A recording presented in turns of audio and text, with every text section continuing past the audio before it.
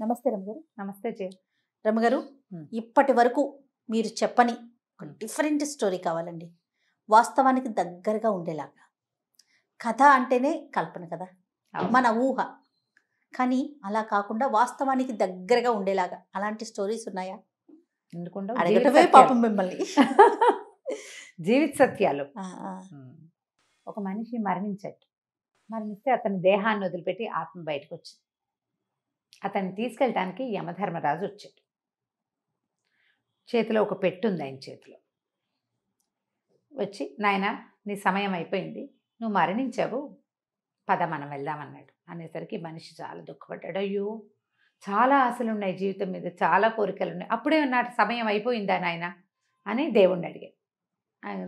యమధర్మరాజు అన్నాడు, అయిపోయింది నాయన, సమయం ఎంత మటుకుందో, నీకు ఆశ, నీ కోరిక, నీ ఉద్దేశం, నీ అభిప్రాయం అవసరం లేదు. ఇక్కడ నీకున్నది అలా సమయం, అది అయిపోతే వెళ్ళిపోవటమే.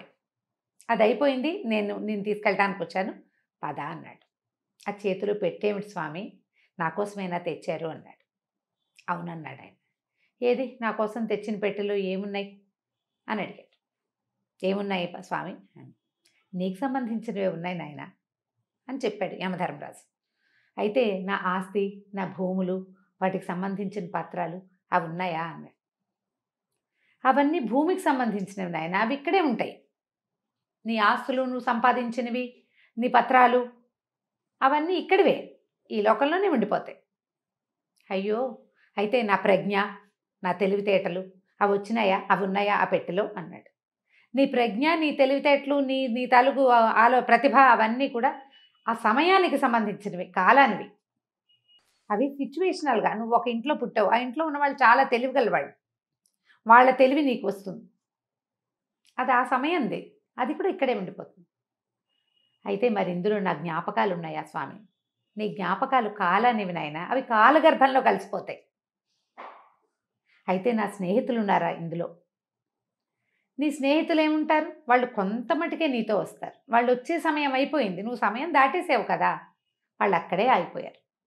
అయితే నా భార్య, నా బిడ్డలు, నా తండ్రులు వాళ్ళంతా ఉన్నారా ఆ పెట్టెలో? ఆయన అన్నాడు, వాళ్ళంతా ఒక నాటకంలో నీతో పాటు ఉన్న సహపాత్రధారులు. నాటకం అయిపోయింది, వాళ్ళ దారిని వాళ్ళది, నీ దారి నీది. అయితే నా శరీరం ఉందా స్వామి అన్నాడు. నీ శరీరం ధూళికి చెందింది, ధూళితో తయారైంది, అది దుమ్ములో మట్టిలో కలిసిపోతుంది. అతను ఆశ్చర్యపోయాడు. అయితే ఇందులో ఏముంది, నాకు ఇవ్వండి అని ఆ పెట్టె లాక్కున్నాడు. పెట్టె తెరిచాడు. పెట్టె ఖాళీ, అందులో ఏం లేదు. మనిషి ఏడవటం మొదలుపెట్టాడు. ఏంటి, నాదేం లేదా? పెట్టె ఖాళీయా? నా జ్ఞాపకాలు నావి కాదు, నా ప్రతిభ, నా ప్రజ్ఞ నావి కాదు, నా భార్య బిడ్డలు వాళ్ళు నా వాళ్ళు కాదు, నా స్నేహితులు వాళ్ళు నా వాళ్ళు కాదు, నా భూమి, నా పత్రాలు, నేనెంతో ఆర్జించాను, అదంతా నాది కాదు, ఆఖరికి నా శరీరం అది నాది కాదా? ఈ పెట్టెలో ఏం లేదే, ఏమిటి నాది, ఏది అని అడిగాడు. నువ్వు బతికిన కాలమే నీది, దాన్ని సొంతం చేసుకో. అప్పుడు నువ్వు చేసిన మంచి చెడు మాత్రమే నీవి. నువ్వు తిన్నది, తాగింది, అనుభవించింది ఏదీ లేదు, మంచి లేదా చెడు, వాటిని ఆలోచించుకొని నువ్వు ప్రవర్తించాలి. నువ్వు బతికిన కాలము మాత్రం దాంట్లో నువ్వు చేసిన మంచి చెడులని మాత్రమే నువ్వు తీసుకొస్తావు. శరీరము, భార్య పిల్లలు, స్నేహితులు, డబ్బు, నీకున్న పేరు ప్రఖ్యాతులు ఏవి నీవి కాదు, అవి ఏవి నీతో పాటు రావు. నువ్వు సంపాదించింది మొత్తం వెనకాలే ఉంటుంది. నువ్వు చేసిన మంచి నీతో వస్తుంది, చెడు అది కూడా నీతోటే వస్తుంది. చెడు వల్లే నువ్వు ఎక్కడ పుడతావు, ఎలా పుడతావు, ఎంత దౌర్భాగ్యమైన పుటకొస్తుంది నిర్ణయింపబడుతుంది. మంచి వల్లే నీకెంత మంచి జీవితం భావి రాబోతోందో నిర్ణయిస్తుంది. అది తప్ప నువ్వు ఏమీ తెచ్చుకోలేవు అని చెప్పాడు. మనుషులు తెలుసుకోవాల్సిన జీవిత సత్యాలు ఇవి. జీవితానికి అతి దగ్గర కథ. నిన్న తిన్నాం, రేపు తింటాం, ఈరోజు తింటున్నాం. ఈ రోజులో బతుకు, ఈ రోజుని సరైన రోజుగా చెయ్యి. ఈ ఒక్క రోజులో నువ్వు ఎవరినైనా దుర్భాషలాడతావు, ఎవరినైనా హెచ్చరిస్తావు, ఎవరినైనా ఏదో ఒకటి అంటావు, అవన్నీ నీ వెనకాల పడతాయి, నీ వెంబడి వస్తాయి. నువ్వు మంచి చేస్తావు, చక్కగా సహాయం చేస్తావు, బుద్ధిమంతుడిగా ఉంటావు, అది నీ వెన్నంటి వస్తుంది. వెంటాడటానికి వెన్నంటటానికి తేడా ఉంది కదా. వెన్నంటి ఉండేది ఏది? ధైర్యం. వెంటాడేది భయం. ఏది కావాలి నీకు?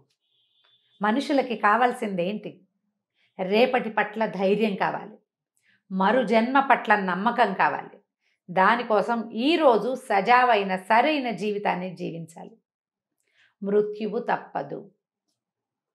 ఎవ్వరూ ఇక్కడ పేటేసుకొని కూర్చోరు. మనం వెళ్ళక తప్పదు.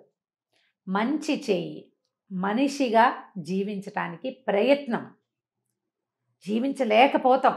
మనకి జీవితంలో ఎన్నో ఆటుపోట్లు వస్తాయి. మనం బతికే బతుకులో అసలు మనం మంచి చేసి చేయగలిగే అవకాశం కూడా ఉండదు. ఎట్లా కొట్లా కష్టపడి బతకాలి. మన పొట్ట నింపుకోవడానికి, మనతోటి ఉన్న వాళ్ళ పొట్ట నింపడానికి మనకి సరిపోవట్లేదు అనుకో, ఇక నువ్వు మంచి చేయలేవు. చెడు చేయకు, కనీసం చెడ్డైనా చేయకుండా ఉండు. అదైనా నీ వెన్నుతోడుగా వస్తుంది. అదే నువ్వు పెట్టె నింపగలుగుతావు దాంతోటే. లేకపోతే ఖాళీ పెట్టే జీవితం. ఖాళీ పెట్టెల్ని చేసుకోవద్దు. మానవ జీవితం అత్యంత దుర్లభమైనది. మనలాగానే ఎన్నో లక్షల జీవరాశులు ఉన్నాయి ప్రపంచంలో. మనిషి ఒక్కడికే భగవంతుడు బుద్ధి, జ్ఞానము, హృదయము, మనసు, ఆత్మ ఇన్ని పెట్టాడు. వీటన్నిటినీ సాటిస్ఫై చేయాలి, సరి అయిన మార్గానికి తీసుకెళ్ళాలి. ఇది ప్రతి వాడు ప్రతి క్షణము గుర్తు చేసుకోవాలి. ఈ పని చేయటం వల్ల నా వెనకాల వస్తుందా, నా వెంటపడొస్తుందా, వెన్నంటి వస్తుందా ఇది అని ఆలోచించి పనిచేస్తే అప్పుడు మనం సరైన పని చేయగలుగుతాం. దానివల్ల మనం వదిలిపోయిన మన జ్ఞాపకాలు గుబాళింపుల్లాగా, సౌరభాల్లాగా భూమి మీద ఉంటాయి. లేకపోతే దుర్గంధంలాగా ఉంటుంది. ఆలోచించి జీవితాన్ని ముందుకు తీసుకెళ్ళాలి. ఇప్పటిదాకా చెప్పని కథ కదా, నిజంగా చాలా చాలా ఆలోచింపచేసే కథ రమ్మగారు. సరిగ్గా ఆలోచించాలి. నిజానికి సీరియస్ మ్యాటర్, కానీ ఇది మనం ప్రతి వాళ్ళు తెలుసుకోవాలి. ఏదో ఒక సందర్భంలో నీకు నువ్వు చెప్పుకోవాలి. ఎంతసేపు ఎవరైనా బోధిస్తారా జయ? ఎవరు బోధిస్తారు? ఎవరైనా బోధిస్తే మనకు నచ్చుతుంది. అయ్యో అన్నం సరిగా తినండి, వేళకి తినండి అంటే నువ్వు ఒక మాకు చెప్తావా అని ఏడుస్తున్నారు. ఎంతసేపు నువ్వు ఇవే చెప్తావు, నీకెందుకు? ఇలాంటివే. మంచిని కూడా తీసుకోలేరు. నీకు నువ్వు చెప్పుకునేడు కనీసం మనకే మనం చెప్పుకోవాలి. మనం ఏం చేస్తున్నాం, ఏం పట్టుకెళ్తాం, ఏది మనతో పాటు ఉంటుంది. రేపొద్దున ఎక్కడైనా రోడ్డు మీద పడితే జనాలందరూ చచ్చిపోయిన కుక్కని చూసినట్టు వెళ్ళిపోకూడదు. మనిషిని చూసినట్టు చూడాలంటే మన బతుకు మనిషి బతుకుగా ఉండాలి కదా. ఆలోచించండి. ఇలాంటి కథలు అప్పుడప్పుడు చదవండి, అవకాశం వచ్చినప్పుడు వినండి, దాని మీద డిస్కస్ చేయండి, ఆలోచించుకోండి. కనీసం లోపల మనకి మనం ఆలోచించుకుంటే బాగుంటుంది. డిస్కషన్ కూడా వద్దు రమ్మగారు, మనకి మనం ఆలోచించుకుంటే చాలు. అదే ఎక్సలెంట్ అండి. నమస్తే రమ్మగారు. నమస్తే జయ.